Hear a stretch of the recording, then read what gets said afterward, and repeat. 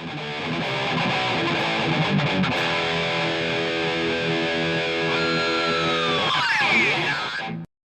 everyone, this is Bobby from bn-games.com, and today we'll be discussing multi-game arcade boards. This video is in response to a Facebook posting on the Third Strike Junkies Facebook group page. That particular post was about the Pandora's Box 4 multi-board running in some all-in-one arcade stick with Street Fighter III Third Strike. Unfortunately, I don't have a Pandora's Box anymore, but I can tell you from experience that almost all of these multi-arcade boards are garbage. Now, they do have a lot going for them due to their small form factor with VGA and audio out options so that you don't have to use them in arcade machines specifically. However, they are designed with low-power mobile processors known as ARM processors that really don't emulate games well, certainly not very accurately.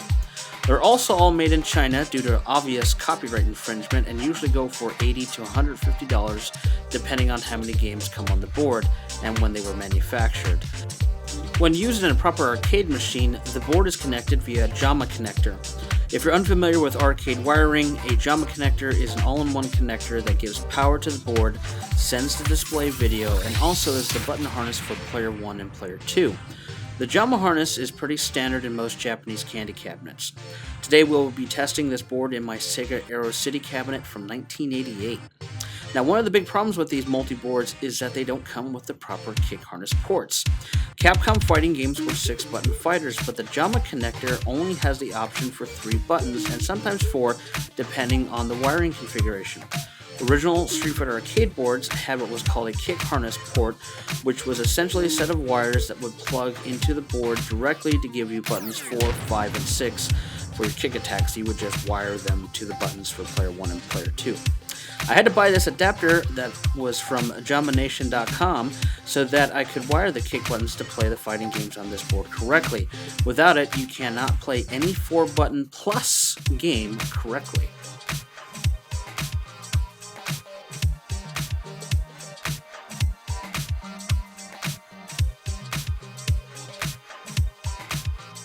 This particular board is a 619-in-1 Game Elf board, and I can tell you that it's a piece of shit. We're going to switch to me playing the board live now, and I apologize for the screen flicker. The refresh rate on this board is inconsistent, causing a bad strobe effect, even though I was filming at 60 frames a second. I've recorded other arcade boards, proper ones such as my Third Strike board, and any normal arcade board that is running the correct refresh rate, running at a constant 60 frames a second, usually doesn't have such a bad strobe effect, but there's not much I can do about that. So here we go, live video of me playing the board and complaining a lot.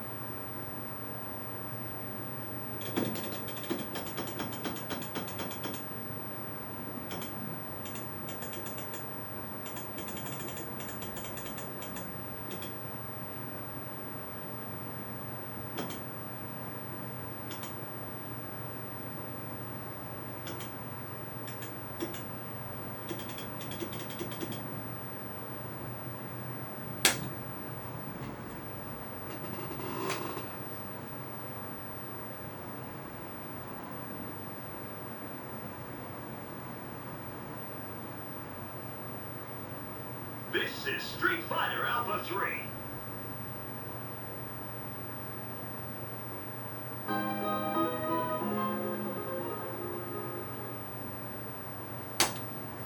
Street Fighter Alpha 3. Select your character. So it might be hard to see on the camera, but the sprites are already kind of lagging. Select your fighting style. Also remember, I only have 3 buttons. I don't have kicks right now because I don't have the harness on this particular cabinet right now. Every time I press start, it's a coin. Come on, let's get into it. Beat 'em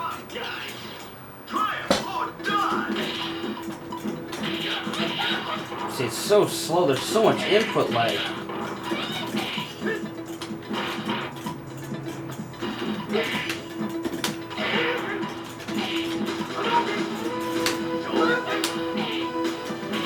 And I'm not sure if it picks up on camera yet how slow the sprites are. There's some screen tearing. Kind of like screen tearing.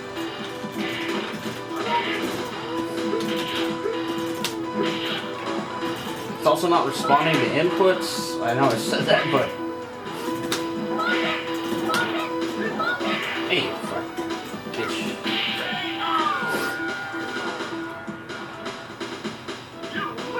I don't know if you can hear the sound, but it's slowing down big time.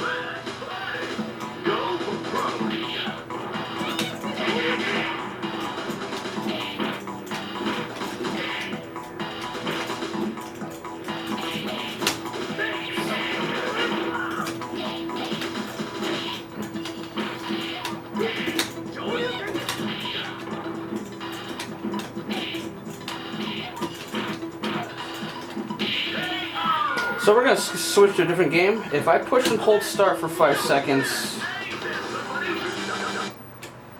it'll give me that, and I can exit pressing start again. So pick up 3-button game.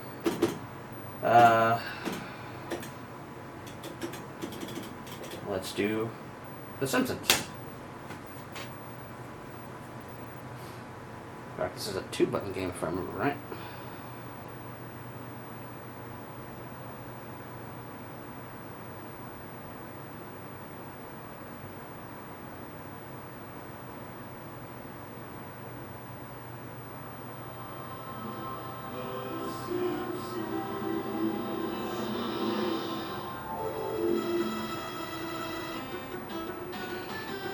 I hope you can hear that.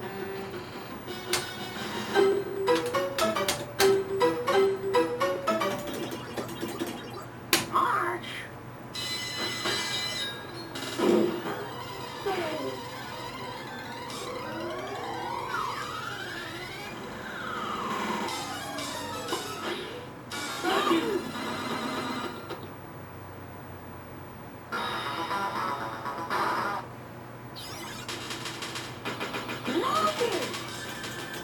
Now, it feels okay, but the sound is way off.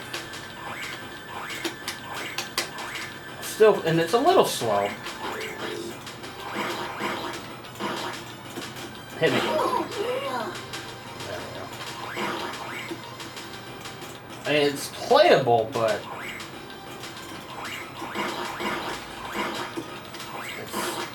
that sound is bad.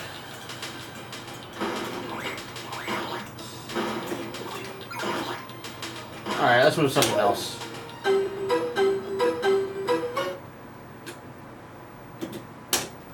I'm just doing this in real time so you can see what this thing is like as best as I can show on camera. Let's do Teenage Mutant Ninja Turtles. This is Turtles in Time, the arcade version.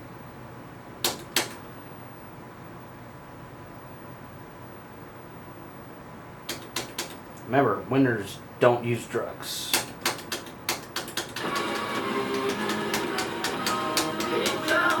Magic shell! Magic shell!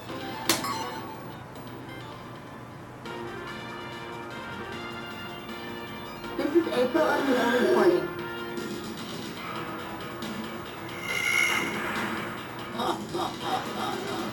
Hey, Klein, bring that statue back, you bloated beanbag! If you've only played the Super Nintendo version, that's actually a little jarring. But listen to that.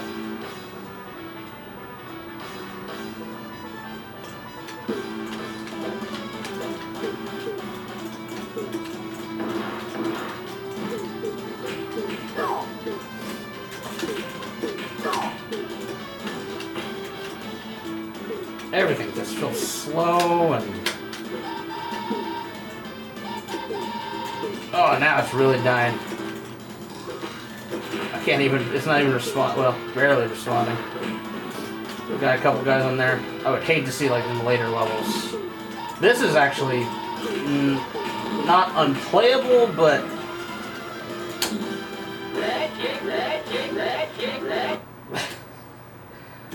as I'm trying to prove here, subpar experience. I think I'll do maybe one or two more just to kind of prove the point.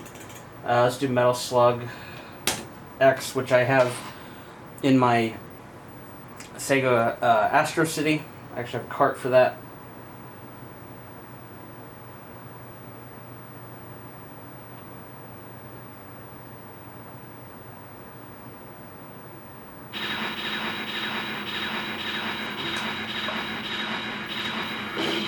Metal Slug X.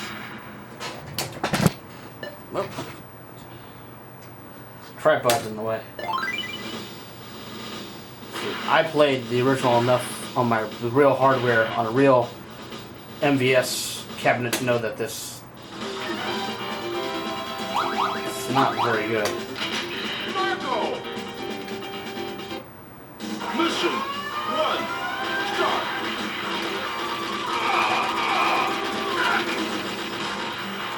It also sounds like there's not enough sound channels. Heavy machine gun. There goes the slow.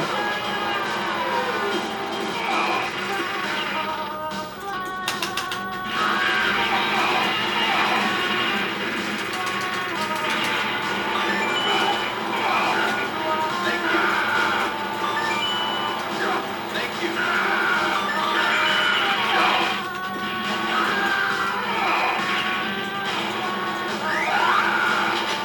Okay. It's also like really like loud.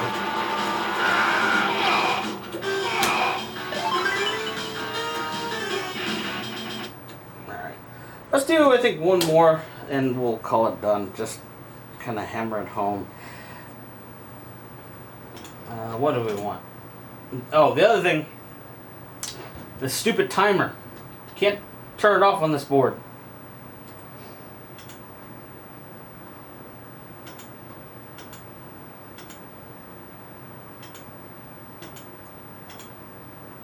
If you don't pick one, whatever game you land on, it selects.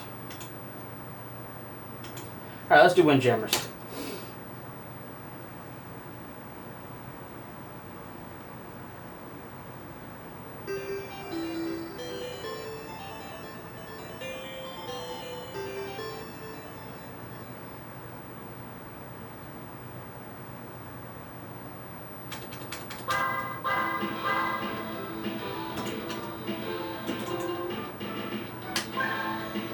I'm not very good at this game, so.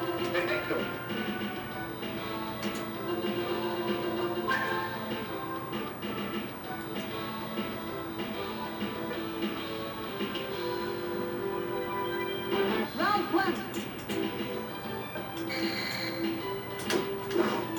Not really gonna see that. Let's just slow down again. Just. God damn it.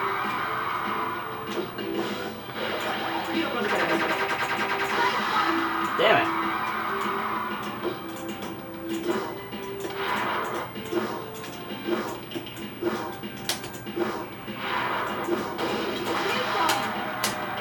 That's really unresponsive.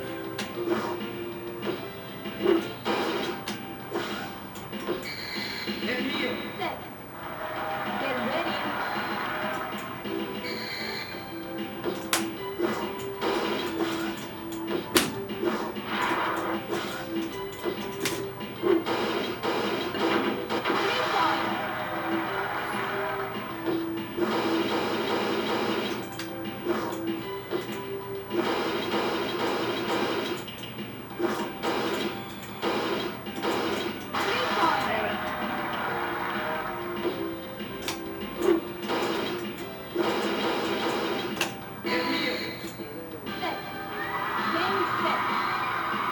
Anyway.